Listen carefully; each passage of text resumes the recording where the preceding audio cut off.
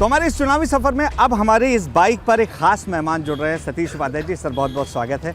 और इस बार आप इस सीट से जब मैदान में उतर रहे हैं तो बाजी मारना कितना मुश्किल और कितना आसान दिख रहा है? बिल्कुल भी मुश्किल नहीं है। भारतीय जनता पार्टी का कमल खिल रहा है और आम आदमी पार्टी की सरकार दिल्ली से जा रही है। 10 साल में दिल्ली जो बेहाल हुई है उसका परिणाम है। दिल्ली में गवर्नेंस नाम की चीज़ नहीं है और मालवीय नगर में सोमनाथ भारती बुरी तरह हारेंगे। भारतीय जनता पार्टी का कमल खिलेगा। चलिए हम आगे चलते हुए बात करेंगे, क्योंकि वक्त की कमी है तो हम कोशिश कर रहे हैं कि ज़्यादा से ज़्यादा वक्त हम यूटिलाइज़ कर सकें। सर हम उन रास्तों पे चलते हैं जिन पर हम बात कर रहे हैं और लोग आपका इंतज़ार कर रहे हैं। प्लीज़।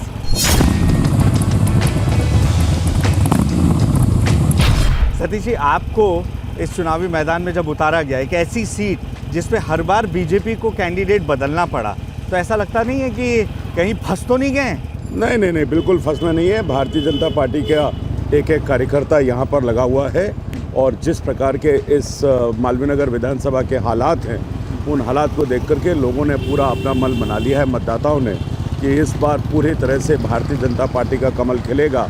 और हम तो फंसने वाले लोगों में से है ही नहीं। पार्टी में हमारे यहाँ हम एक चुनौती को लेकर के काम करते हैं और इस बार पूरी तरह से आप देखिए किस तरह के हालात हैं। गंदगी के हालात आपको यहीं पर दिख जाएंगे, किस तरह की कॉन्स्टिट्यूंसी में सड़कें टूटी हुई हैं।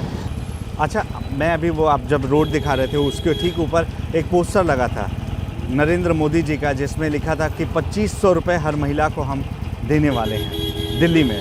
ये असर करेगा आपको लग रहा है, जैसा महाराष्ट्र में किया? सवाल असर का नहीं है। आप ये देखिए लेफ्ट पे देखिए, हर जगह रोड टूटी हुई है। यहाँ हर जगह रोड टूटी है।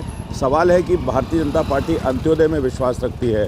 महिलाओं का सशक्तिकरण होना चाहिए और उस सशक्तिकरण में मध्य प्रदेश में, छत्तीसगढ़ में, महाराष्ट्र में जहाँ जहाँ महिलाओं का अपलिफ्टमेंट करना है उसको हमको भी अपलिफ्ट करना है और महिलाओं को समाज की बराबरी की स्थिति में लेकर के आना है। आपको क्या लगता है फिर वो कौन से फैक्टर हैं जिसकी वजह से सोमनाथ भारती जीत की हैट्रिक भी लगा चुके हैं और दावा कर रहे हैं कि चौथी बार चौका भी लगाएंगे जीत का? नहीं, उनके कहने से कुछ होता नहीं।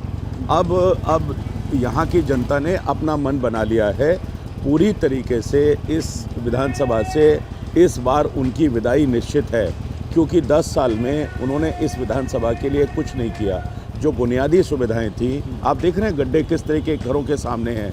ये पानी भरने का जो आलम है हर जगह, जो हालात हैं यहाँ पर, आपने पीने का पानी नहीं दिया, कंटेमिनेटेड वाटर मिलता है। सड़कों की आपने रिकार्पेटिंग नहीं की। सीवेज व्यवस्था पूरी तरह से यहाँ ध्वस्त हो चुकी है। सफाई यहाँ पर होती नहीं। पार्क्स के हालात ख़राब हैं।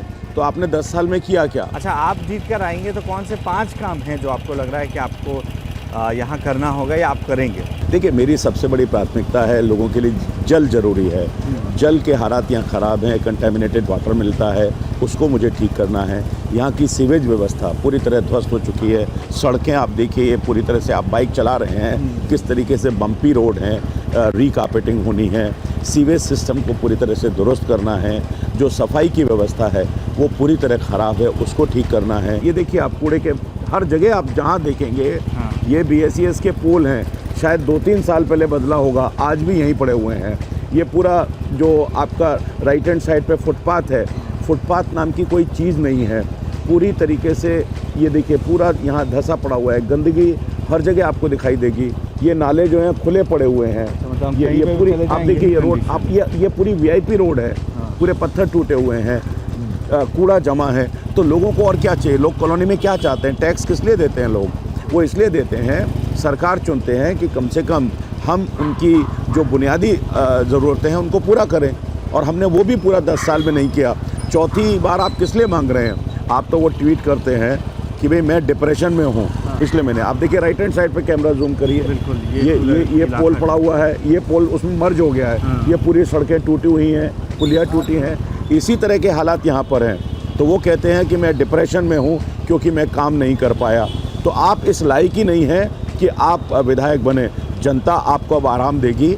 उनको स्वास्थ्य लाभ की ज़रूरत है, डिप्रेशन ख़त्म करने की ज़रूरत है, और यहाँ भारतीय जनता पार्टी का कमल खिलेगा। तो इस बार आपके हिसाब से बीजेपी कितनी सीट पर जीत दर्ज कर रही है? मैं कोई सेफोलॉजिस्ट नहीं हूँ, जोशी भी नहीं हूँ, लेकिन यह निश्चित है कि इस बार भारतीय जनता पार्टी का कमल खिलेगा, मुख्यमंत्री भारतीय जनता पार्टी का ही बनेगा। एक कर्मठ कार्यकर्ता के तौर पर आप बता सकते हैं कि कितनी सीटों पर उम्मीद है, सरकार बना पा रहे हैं आप? 100% हम साइजेबल मेजॉरिटी के साथ सरकार बनाएंगे। बहुत बहुत शुक्रिया हमसे बात करने के लिए and all the very best आपके इस चुनावी कार्यक्रम के लिए।